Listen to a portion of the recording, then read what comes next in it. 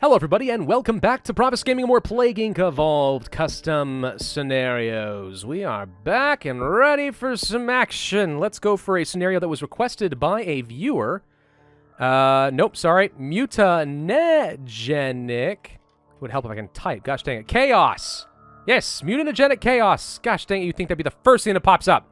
There it is, by author Grays. Welcome to the Mutanegenic Chaos scenario. You are a virus of a highly unstable genetic code. A virus that starts out with severe and lethal symptoms, with no way to stop them. Can you destroy the world with such an unstable pathogen? This has been beaten on Mega Brutal, but with genes. I challenge you to beat this without genes on Mega Brutal. A mild well done as your... You know what? As tempting as that is, I don't feel like dying today.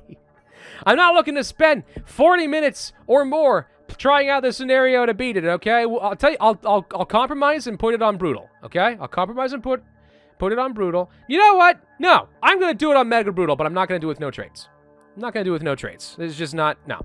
Let's go ahead and set it to Creationist, since it sounds like they've really ramped up the mutation chance, and that should help a little bit to offset it. But here we go. Mega Brutal, MT63C. You are a virus with a highly fragmented genome. You evolve symptoms rapidly and can't devolve them.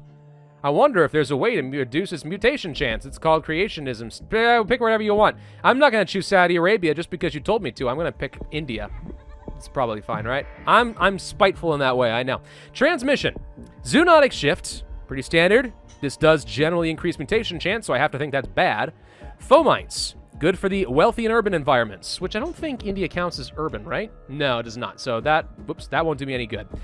Genetic breakdown, again increasing mutation chance. No, thank you. Symptoms. We start off with vomiting, epinephrine overload, so extreme aggression, can be lethal, vertigo, coma, harder to cure, hypertension, high cholesterol, blood clots, apraxia. So the thing is, I would be saying we should go for some of these symptoms. However, I'm a little concerned that a lot of these are going to be mutating on their own. If we pick up these now, we might accidentally get mutations in far more dangerous things that I don't want, such as, I don't know, meningitis. Be a little bit of a problem. Restabilization, easier to cure. Not sure how I feel about that. I mean, there's not a whole lot of options for infectivity. I feel like I have to go for the zoonotic shift. But let's go ahead and do some restabilization.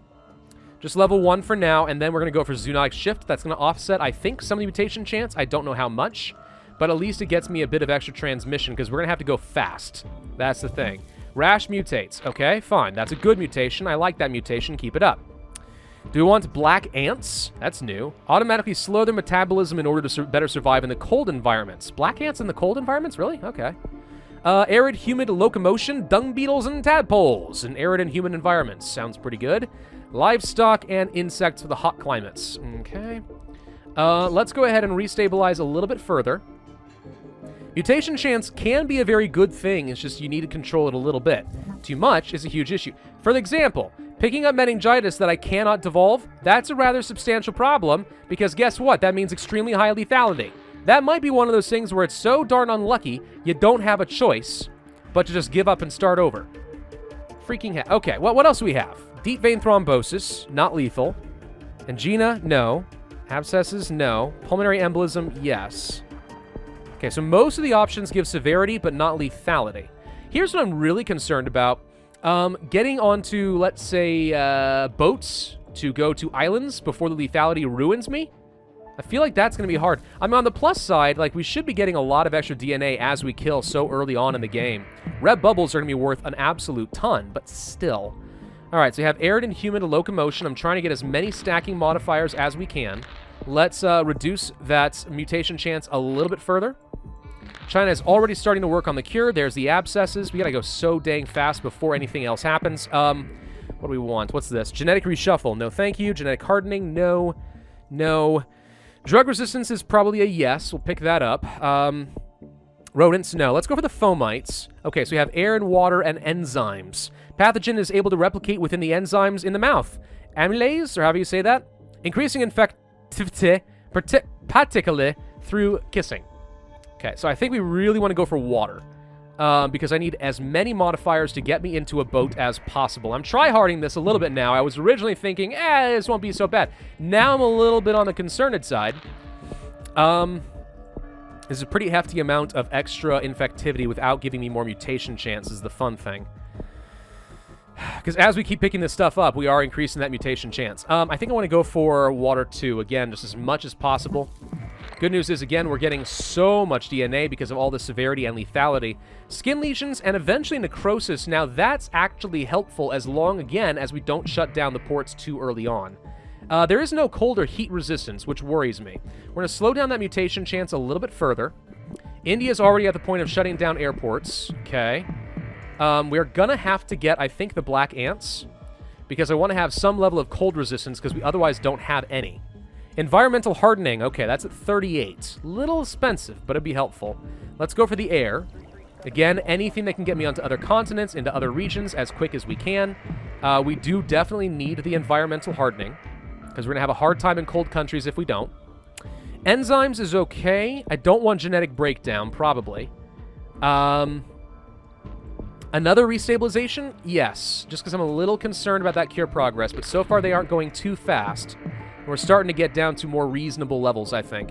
More drug resistance makes a lot of sense to spread faster in places like Europe. Addison's disease? Uh-oh, that sounds dangerous. What is that one?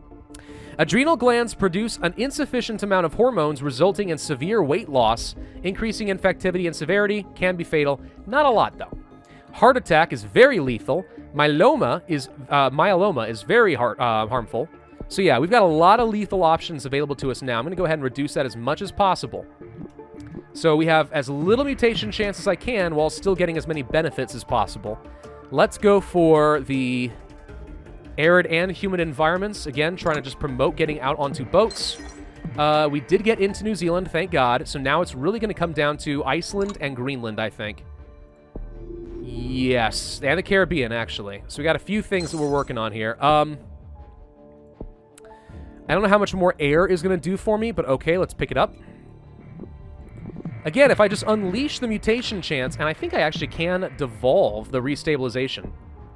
Yeah, I can devolve this. So I should be able to suddenly bump up that mutation chance and destroy. So really, it's all about the transmissions and stuff. Very effective in wealthy environments. Done.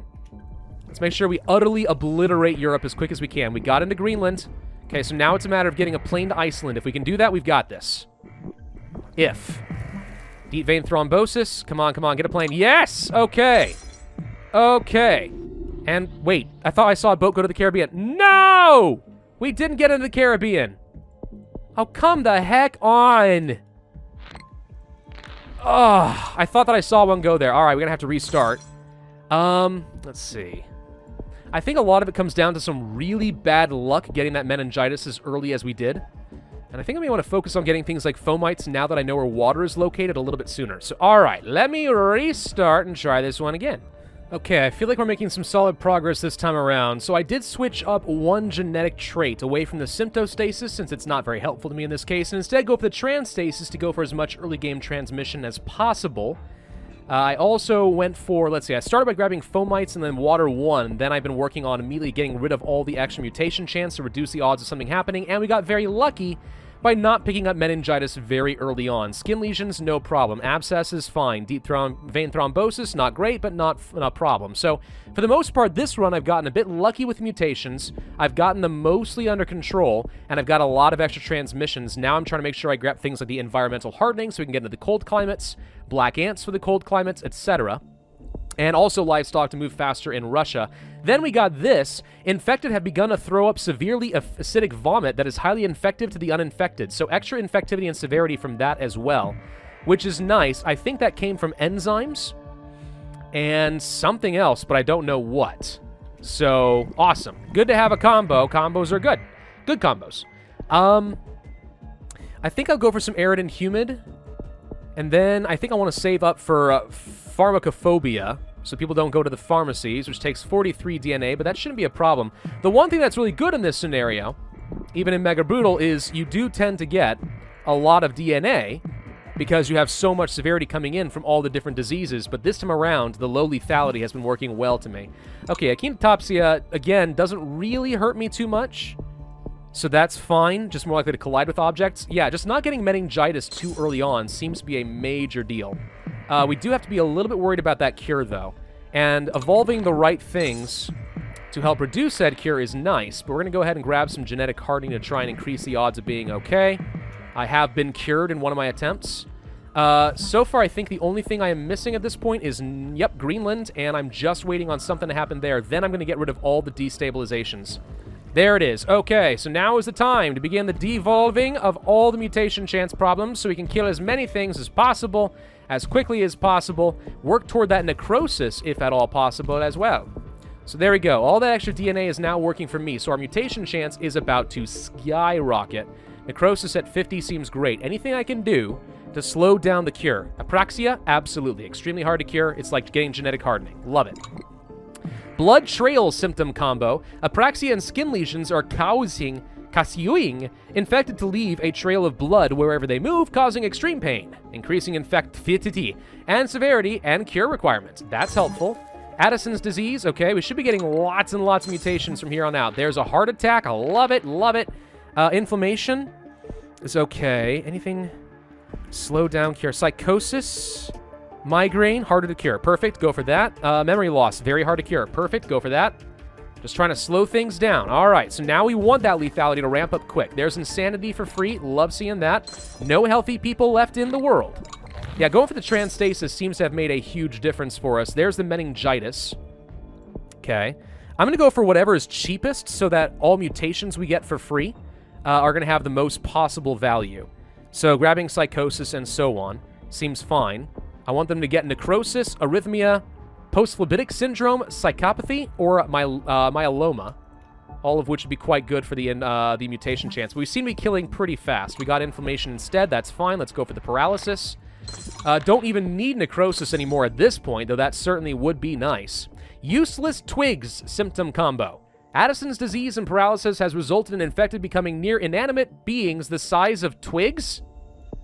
I mean, I get that they lose a lot of weight and they can't move, but dang, that's just seems a little harsh, but okay. Stroke, hard to cure. Perfect.